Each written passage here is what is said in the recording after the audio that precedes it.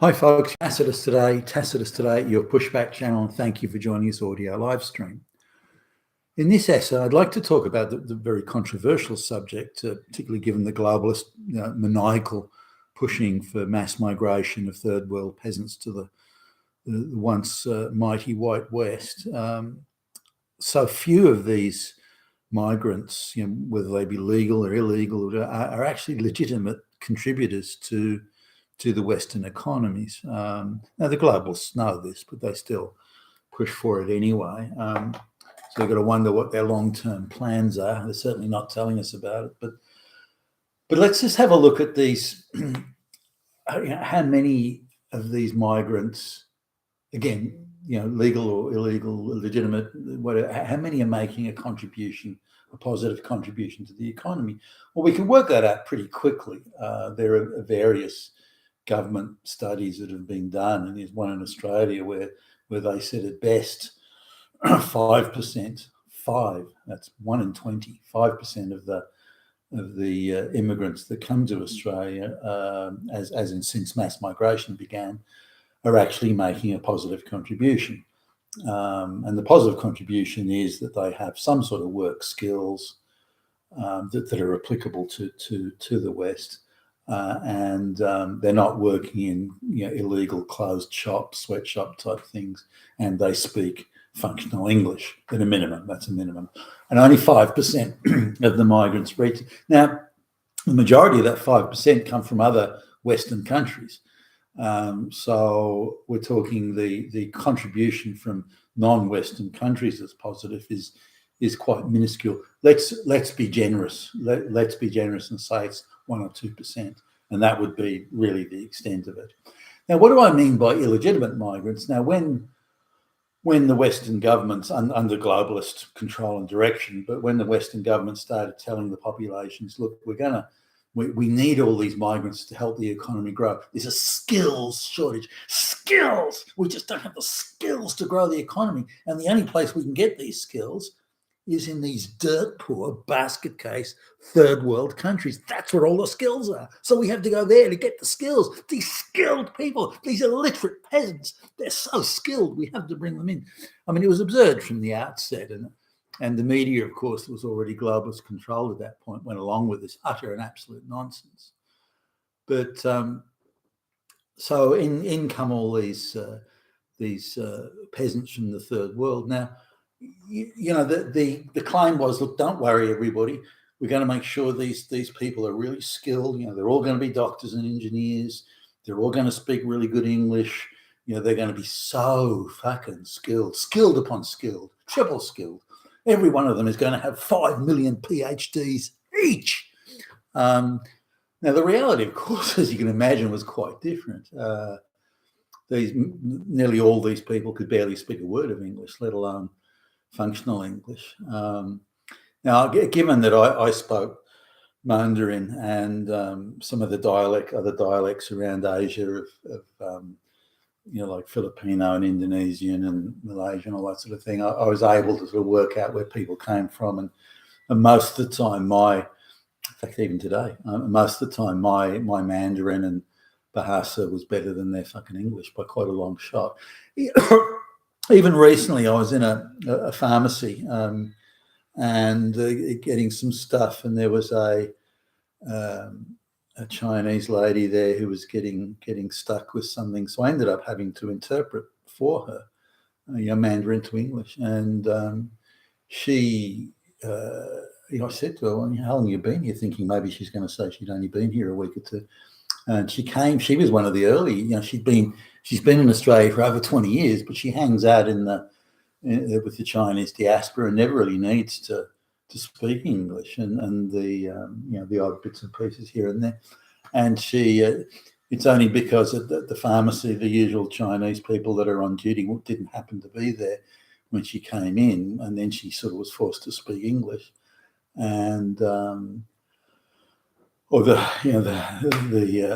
attendants were Indian and couldn't speak Mandarin, so she had to. So you got this broken English Chinese lady trying to talk to this broken English Indian lady. You can just imagine her. Anyway, I sorted that out for her. But I was surprised. She's been in Australia for over 20 years. Wow, that's crazy.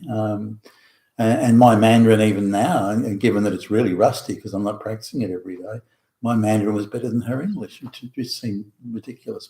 But there you go. So we got all these people that came in. They couldn't speak a lick of English. They had no qualifications of any sort, and nothing useful that they could offer the Australian economy that it didn't already have. So jobs had to be created for them, or they took the jobs of the local people who would have got those jobs anyway. And we could have upskilled the local population rather than keeping them down and gifting affirmative action jobs to incoming migrants who have no relevant skills. They're all coming from, over 95% were coming from the third world, and they had nothing to offer. I'm sure there was the occasional one that did, but they had nothing to offer the local economy. Even the ones that had some sort of qualifications, their qualifications were no better than the local people. So again, they were replacing the local people who otherwise would have been upskilled. So it wasn't they were bringing fresh skills or new skills or needed skills. Now, there's some other factors too, and I'll sort of define illegitimate. Illegitimate is that when they came, migrants that came to the West, Australia in this case, without having any of the alleged or purported skills they were supposed to have, whether it be speaking good English or having recognised qualifications that they hadn't had, they hadn't bribed some third world, shithole university to get, and they had actual practical experience and skills that could be applied into the local economy and the local sort of chain of employment. And they just didn't have that. No, sure, some did, and some would have picked it up, I guess, over time. But the reality is very few of them did when they arrived, and still do. If you look at the amount of unemployment benefits and all the things that's paid out to these illegitimate migrants, then they take up the vast chunk of those welfare and social security type expenditures, and they give nothing in return. And again, after living here for 20 plus years, they still speak fuck all English. But there's also another issue here where the mass migration has created an underground, black economy, illegitimate economy, where these people have been brought in effectively as slave labour, and their income or their salaries and pay it's packaged up with accommodation, their travel out to Australia, and their food while they live here. So they're given a few bucks in spending money, and everything else of their wage is taken up in various accommodation expenses, which is then fed back into the property development side of these mafia goons who come from these third world countries and run this mafia style slave labor operation. So now these businesses that they set up can't survive on paying proper wages, the legal wages in this country. They can only survive by use of various tax offset tricks and getting their slave labor buddies from the third world country to come out and work in the takeout food shops and that sort of thing. So all these are scams, and the size of this underground economy, this illegitimate economy, is growing, and it's drawing in more and more third world peasants. And there's a second scam in paying underwage employment. You're supposed to advertise a job, I think it's for 6 weeks, and you go to the government and say, look, I couldn't get anyone to apply for the job, or no one with the skills. I got to go overseas and get some illiterate peasant to fill the job. And the government, the Western governments all over, Australian government included, just looks the other way. They don't ask any difficult questions, and so you get this situation where it'll be some takeout food store say that they need somebody from rural China who speaks a certain unique Chinese dialect. And of course, no one here checks, and you go, oh, okay, yeah, all right. And so they just bring out another bunch of peasants, and who may or may not have the dialect, by the way, and then put them to work in washing dishes and so on. So there's this massive underground economy. Now it's so large now that you've got a really big chunk of the Australian and Western economy generally that can't exist in a proper competitive marketplace environment. It can only exist using peasant slave labour that they bring in under false pretenses. None of these people should be here. None of these people should have jobs. None of these people should be brought in. So if we look at the illegitimate, like this, the underground economies or people that are brought in under, false pretenses, these employment scams and so on, then there's an awful lot of people need to be repatriated that shouldn't be here. They've bypassed the proper legal structures to get here. And they're not entitled to be here. They shouldn't have been here in the first place, and should, in my view, this is my view, of course, should go back. Now, the other thing is the family reunion thing. There's monstrous scams there that go on. For example, if you want to bring out your, you've got citizenship or residency here in Australia, you want to bring out your folks, from the third world peasant country. The government says, well, you've got to show that you've got minimum of $250,000. And if you've got $250,000 in the bank, then you're entitled to apply to bring your parents out from wherever. But they are not entitled to any medical or welfare or anything like that for, 5 or 10 years, whatever it is, from when they arrive. So there's these various, Chinese, Indian, and all these third world countries. They will loan you $250,000 in your bank account. They will loan you that. You pay an interest rate and a fee, and they'll loan you that money, so you can go to the Department of Immigration. So look, see, I've got $250,000. Now they don't ask, well, where did this $250,000 come from? Yesterday you had nothing, and now you've got $250,000. Excuse me.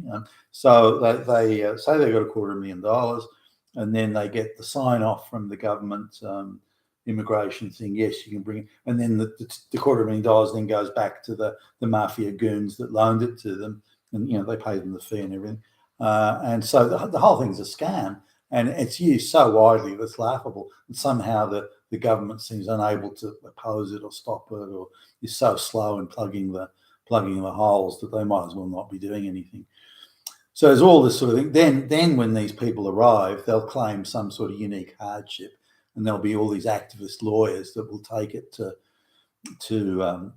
court, saying, well, look, that these people have got hardship here, like as in medical requirements. And they've suddenly got this deadly heart disease or whatever. So it's against their human rights not to give them free medical care. And the activist judges and the activist lawyers and money is spent on this that no other person, no local person could get or afford. So tens of thousands of dollars on legal fees paid for by NGOs and so on. And then these people, suddenly they're on the list and they can get free medical care at the expense of the Australian taxpayer. So that's effortlessly bypassed. So these prohibitions on access to medical care and so on, effortlessly bypassed. Now, so in my view, these people all should be repatriated back to wherever they came from. And now there'll be cases where people have learned the language, they are working, they've gone to night school and busted their ass, and they're doing a worthwhile job and really contributing. I've got no problem with them staying. That's fine with me. I've got no problem with that. But that's going to be a very small, if not a tiny percentage of the ones that are here, and the rest, in my view, have to go back. I mean, there's a friend of mine's got quite a large, or some people we know rather, got quite a large house, and the mansion sort of size house, and they get cleaners around once a week, and they come over in a group. There's like half a dozen of them now, Chinese. Now I speak Mandarin, so I can hear. I can't understand every word they're saying, and the rural dialect that some of those other people use is just something I can't follow that easily. But they come in, clearly they're peasants, and they were the day before they arrived here, they were living hand to mouth as rural farmer peasants out in the back blocks of the fucking Chinese hinterland, and they've been brought in under a scam of skilled labour. They're skilled fucking labour as cleaners, you're right. And there's one sort of mafia controller, and he barks out the orders, do this, do that, and they all follow, and they all seem terrified of the thing. They seemed absolutely terrified when I spoke Mandarin. Oh, you're not from immigration department, no? No. But that's all, and all this stuff's illegitimate as well.